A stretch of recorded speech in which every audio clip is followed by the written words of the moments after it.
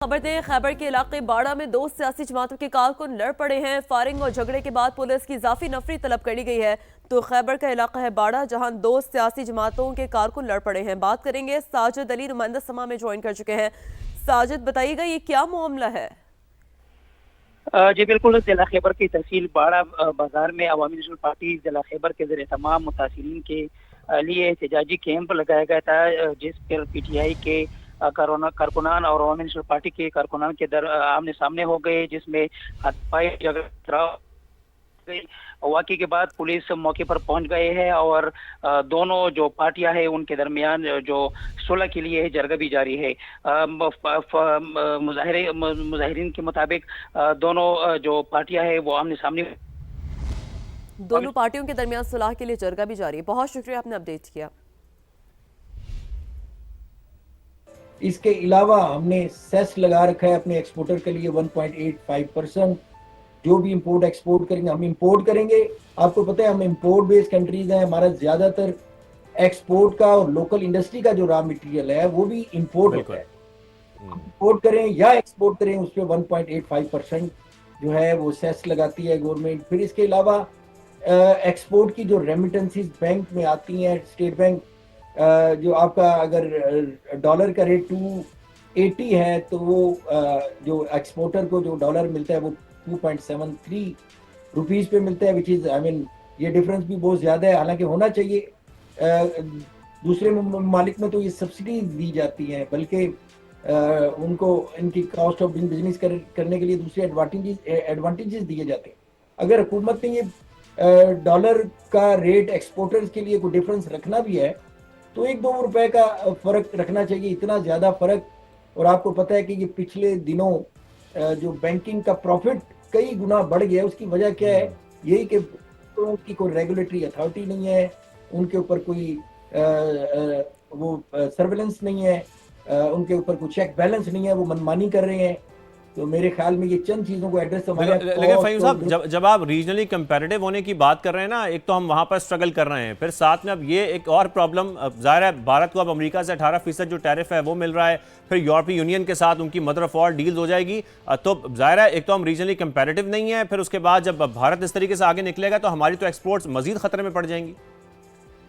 लेकिन सबसे पहले तो आप ध्यान में रखें, इस वक्त हमारी जो सबसे ज्यादा एक्सपोर्ट है, ये हमारा जो 30 to 32 बिलियन एक्सपोर्ट हमारी दो मुल्कों के साथ सबसे ज्यादा है। एक तो ईयू के साथ ज्यादा एक्सपोर्ट है और दूसरी अमेरिका के साथ है। ईयू के साथ जो हमें जो एक वो मिली हुई थी आपको डिस्काउंट, जीरो टैरिफ था मेरे ख्याल में, जो जिसको आप मदर ऑफ ऑल इंडिया जो कह रहा है, इसका एक बड़ा नेगेटिव इम्पैक्ट आएगा उसको। इस टैरिफ में तकरीबन सारे प्रोडक्ट जिसमें मेजर प्रोडक्ट केमिकल्स हैं, टेक्सटाइल हैं, ऑटोमेटिव पार्ट्स हैं, ज्वेलरी हैं, वो सारे आइटम पे उनकी एक्सेस उनको मिल जाएगी। एक तो टैरिफ उनका कम हो जाएगा, दूसरी तरफ वो कंपेटिटिवनेस ऑलरेडी उनकी कॉस्ट ऑफ डूइंग बिजनेस हमसे कहीं कम है। ये जो हम हर वक्त इलेक्ट्रिक टैरिफ की बात करते रहते हैं, पावर सेक्टर के टैरिफ की बात करते रहते हैं। हमारा टैरिफ 12 सेंट है। अभी आपने जो 4 रुपए की एक्सपोर्टर के लिए वो टैरिफ को कम किया है, वो भी मैं समझता हूँ कि अभी तक उनकी पॉलिसी वाजिया नहीं हुई। अभी ये नहीं बताया गया कि वो सारे अक्रॉस दी बोर्ड है या चंद सेक्टर को ये सब्सिडी दी गई है। मैं समझता हूँ कि अगर इन टर्म्स ऑफ डॉलर अगर आप देखें तो ये 1.45 सेंट बनती है। इवन देन यानी ये सब ये डिस्काउंट देने के बाद भी हम सिंगल डिजिट पे नहीं आएंगे। तो हमारी जो अभी भी टैरिफ है वो रीजनल कंट्री से कहीं ज्यादा है। हमारे यहाँ रेट ऑफ इंटरेस्ट ज्यादा है। हमारे यहाँ जो एफबीआर के सर्वेलेंस हैं, हमारे यहाँ जो एफबीआर की हरासमेंट है, वो भी हमारे जो मुकामी जो इंडस्ट्री है, एक्सपोर्टर्स हैं, उनको सही तरीके से काम करने नहीं दे पा रही। तो मैं समझता हूँ कि डिपार्टमेंट को भी अपना किरदार फैसिलिटेटर का यानी इख्तियार अदा करना चाहिए, फैसिलिटेट अदा करना चाहिए। बिल्कुल। और हम जीएसपी प्लस जैसी रियायत पर हैं, जबकि हम जब भारत की बात कर रहे हैं तो वो एक बाकायदा फ्री ट्रेड डील पर है। हमारे साथ रहिए रहमान साहब भी, और साथ में शकील भी हमारे साथ मौजूद हैं। Welcome back. फ़हीम साहब, हुकूमत जो है वो पॉलिसी रेट 22 से 10.5 पर ले आए। क्रॉस सब्सिडी उन्होंने ख़त्म कर दी इंडस्ट्री से, जो एक बड़ा मुतालबा था। बिजली 4 रुपये सस्ती कर दी फ़ी यूनिट। इसके बाद भी कोई फ़र्क नहीं आएगा फ़हीम साहब इंडस्ट्रीज़ पे, प्रोडक्शन पे? देखें जी, हमारा जो डिफरेंस है इतना ह्यूज है ऑलरेडी, तो एक नॉमिनल जो आपने डिस्काउंट दिया है वो भी अभी वाजिया नहीं है। अभी उस पे जो आपने ये सब्सिडी दे रहे हैं उसकी जो एक साइनिंग अथॉरिटी है वो अभी तक मंजर आम पे जो डॉक्यूमेंट नहीं आया, और उसमें अभी तक ये भी वाजिया नहीं है कि वो कौन से सेक्टर अक्रॉस दी बोर्ड है या चंद सेक्टर है। तो लॉट ऑफ क्लैरिफिकेशन उसमें अभी रिक्वायर्ड है। तो मैं ये समझता हूँ कि जब तक ये सारी चीज़ें सामने नहीं आती, देखिए जी, हमारा पॉलिसी रेट भी जब तक इन्होंने एक्सपोर्टर के लिए 300 पॉइंट्स जो कम किए हैं वो भी एक अच्छा अमल है। इस वक्त मैं समझता हूँ कि तकरीबन 4 पे आ जाएगा उनका इंटरेस्ट रेट लगभग। तो मैं ये समझता हूँ कि लेकिन फ़हीम साहब, आपके अपने ही अल्फाज थे कि ज़ाहिर है जब क्रॉस सब्सिडी ख़त्म हो जाएगी तो उसके बाद बहुत ज़्यादा फ़र्क आएगा इंडस्ट्रीज़ के प्रोडक्शन पे, हमारी एक्सपोर्ट भी बढ़ सकेंगी। तो आपको लगता है अब कुछ तो फ़र्क आ सकता है? देखिए जी, कुछ सेक्टर वाइज जिनको इंसेंटिव दिया गया होगा शायद उन पे थोड़ा बहुत फर्क आए, लेकिन ओवरऑल हमें इसमें बड़ी रैपिड और बड़ी एक बड़े पैमाने पे इसमें रिफॉर्म करनी चाहिए। इस वक्त आपको पता है हमारा एज ऑफ टुडे अगर आप देखें तो हमारा ट्रेड डेफिसिट जो है फिर $22 बिलियन तक चला गया, और अगर हमें रेमिटेंसेस सपोर्ट ना करें उसमें आपको पता है 11% इंक्रीमेंट आई है। जो हमें 22 से रेमिटेंस लास्ट ईयर भी आई थी वो भी एक रिकॉर्ड इजाफे के साथ वो 32 to 38 बिलियन US$ हो गई थी। अभी भी जो इसमें मजीद 11% की इंक्रीमेंट आ रही है, विच शोज के end of this fiscal year ये 43 बिलियन US$ तक चली जाएंगी।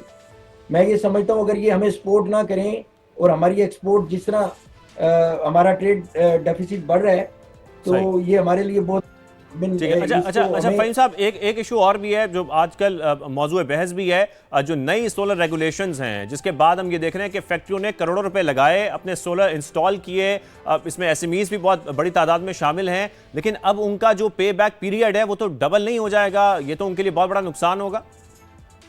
देखें इसमें बहुत सारी चीज़ें जो इस वक्त हुकूमत के लिए लम्हा फिक्रिया वो ये है कि एक तो हुकूमत की अपनी जो क्रेडिबिलिटी है, आपने किया हुआ मायदा उससे अगर मुनहरफ होते हैं तो ये कोई अच्छी बात नहीं है। लोगों ने इस पर बहुत ज़्यादा इन्वेस्टमेंट की है। 2017 से 2025 तक इसमें हमने जो सोलर पैनल की इंपोर्ट की है वो लगभग 7 to 8 बिलियन US$ पे इसमें हमारी फॉरेन एक्सचेंज यहाँ से गया है। और अभी ये जो बात हो रही है आप जो बैटरीज इंपोर्ट करने की, जिसकी वजह से आपको बिल पैनल के इससे भी हमारा तकरीबन 4 बिलियन US$ तक इंपोर्ट बिल बढ़ जाएगा। और जो गवर्नमेंट चाह रही है ना कि आप जो सोलर पैनल से आपकी बिजली जो है, आप जो ऑयल बेस्ड IPP से जो बिजली ले रहे हैं वो तकरीबन 50 यूनिट से भी ज़ायद है।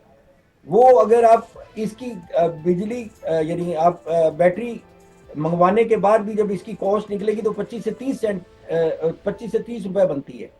इतनी ह्यूज इन्वेस्टमेंट करा के फिर आप अपना टारगेट फिर IPPs के अपनी आप जो ऑयल बेस्ड आपकी प्रोडक्शन है इलेक्ट्रिसिटी की उसकी तरफ नहीं जा सकते। मैं ये समझता हूँ कि IPPs का जो ट्रेड जो IPPs का सर्कुलर डेट है IPPs को देने के लिए उसका बोझ सार्फिन पे डाला जा रहा है। और आपको ये पता है कि इन्वेस्टमेंट इसमें ज़्यादातर लोगों ने जो किया है घरेलू सार्फिन ने की है, और इसके साथ साथ जो कॉटेज इंडस्ट्री से वाबस्ता लोग थे उन्होंने इसमें बड़ी ह्यूज इन्वेस्टमेंट की हुई है। कुछ बैंकों से कर्जे लेके, कुछ अपनी चीज़ें बेच के आप अपने बिजनेस को, अपने घर को उन्होंने जो एक इन्फ्लेशन थी, आपको पता है कि सबसे ज़्यादा इस वक्त जो आम घरेलू सारिफ है उसका भी जो मेन खर्चा है वो बिजली का बिल है। बिल्कुल, घरेलू सारिफीन भी, फिर इंडस्ट्रीज भी, छोटी फैक्ट्रियां भी, सब इससे ज़ाहिर है मुतासर हो सकती हैं। शुक्रिया फ़हीम रहमान सहगल साहब, आपने हमें शो में ज्वाइन किया। शकील, आप भी हमें शो में ज्वाइन किए हुए थे और आपने भी तफसील में आगाह किया, रिपोर्ट हमने आपकी देखी।